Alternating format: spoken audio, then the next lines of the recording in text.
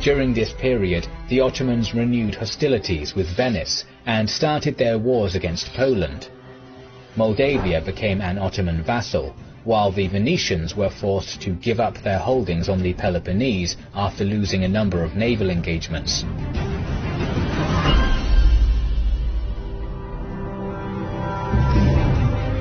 Meanwhile, the main threat for the Ottomans was rising in the east, in Iran.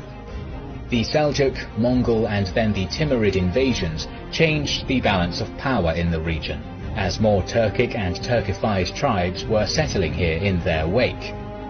By 1500, Iran, Iraq and most of the Caucasus were under the control of the Ak-Kuyunlu dynasty, which challenged Mehmed II in 1476 during the Battle of Otluk Beli. Since that defeat, the Ak-Kuyunlu had not been trying to expand to the west anymore. Internal strife was weakening their realm, and in 1501, a member of the Safavid dynasty, Ismail I, supported by a number of Turkoman tribes, occupied Tabriz and declared himself Shah. In 1503, he defeated the last Ak-Kuyunlu Sultan, and soon he was in control of a vast empire.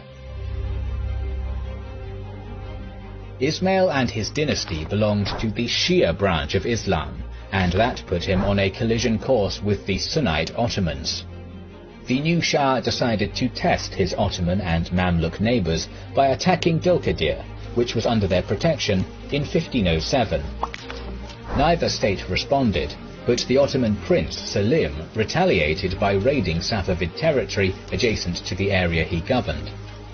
At the same time, Bayezid asked another Sunnite leader, Muhammad Shaybani, to attack the Safavids.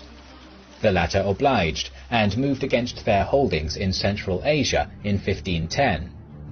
Ismail moved swiftly, attacked Shaybani at Merv, and defeated and killed him with ease, despite having inferior numbers.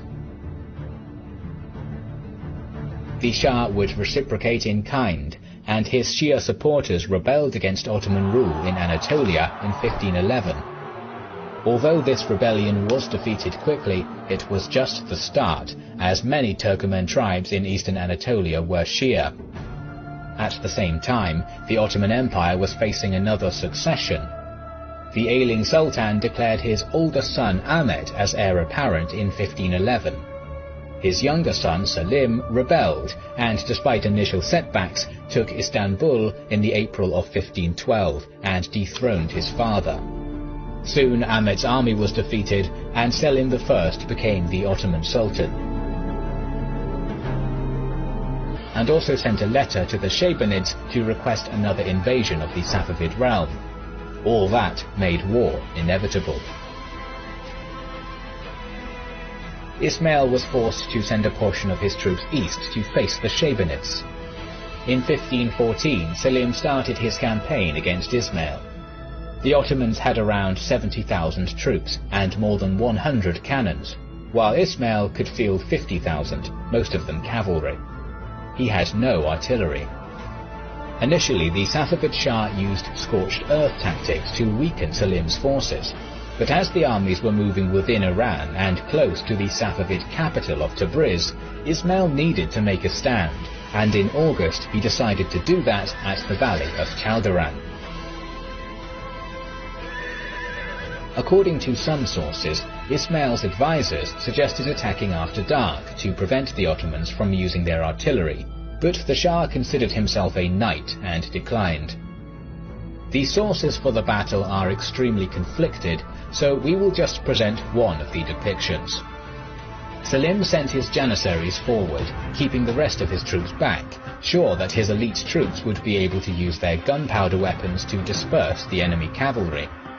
Yet the Safavid cavalry led by Ismail himself managed to repulse the janissaries. The Ottoman Sultan then moved his Sepahis forward to cover the retreat of the janissaries, but the Sepahis were also driven back. At this point in the battle, both groups returned to their initial positions. Ismail ordered his cavalry to divide into two columns and attack the extreme flanks of the Ottoman cavalry.